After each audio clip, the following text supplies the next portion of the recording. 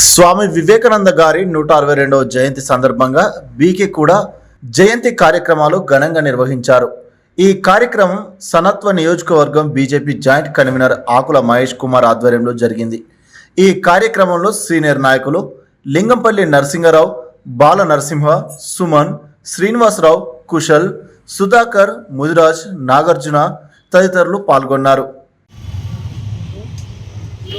స్వామి వివేకానంద గురించి అంటే ఇలా తెలియని వ్యక్తి అంటూ ఉంటారు. జనరల్గా స్వామి వివేకానంద గురించి పాఠ్య పుస్తకాలు, జనరల్గా మనం చదివిన పుస్తకాలలో కూడా స్వామి వివేకానంద ఎంత గొప్ప వ్యక్తి, ఈ దేశానికి ఎల్లలు మూలం, ఇలా సనాతన ధర్మం ఇవాళ బతుకుందంటే ప్రపంచంలో స్వామి వివేకానంద గారు వారు ప్రపంచ దేశాలు మొత్తం తిరిగి మన భారత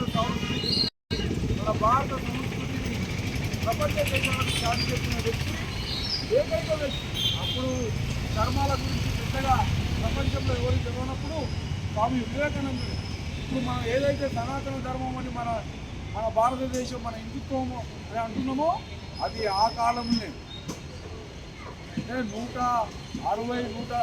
సంవత్సరాల కిందనే స్వామి వివేకానందుడు అతన్ని విదేశాలకు కూడా అప్పుడు మన గవర్నమెంట్ మనోళ్ళు చాలా వివేకానందుని చాలా గొప్పగా మన దేశం చాలా గొప్పగా సన్మానించుకుంటుంది.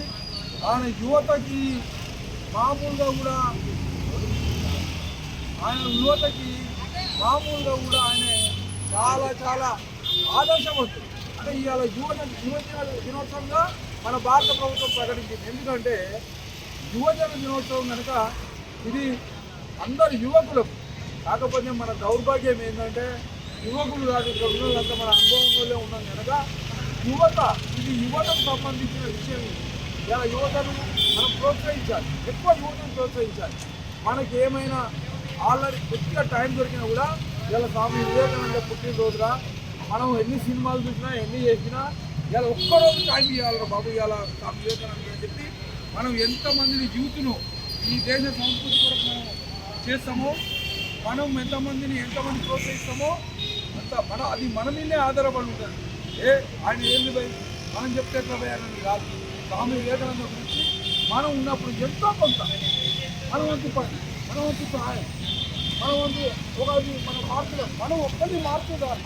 ఇప్పుడు 20 మంది ఉన్నాం, 20 మంది 40 మంది స్వామి వివేకానంద గురించి ఈ మధ్యకాలంలో యూత్ ఎవరు పట్టించుకుంటారు?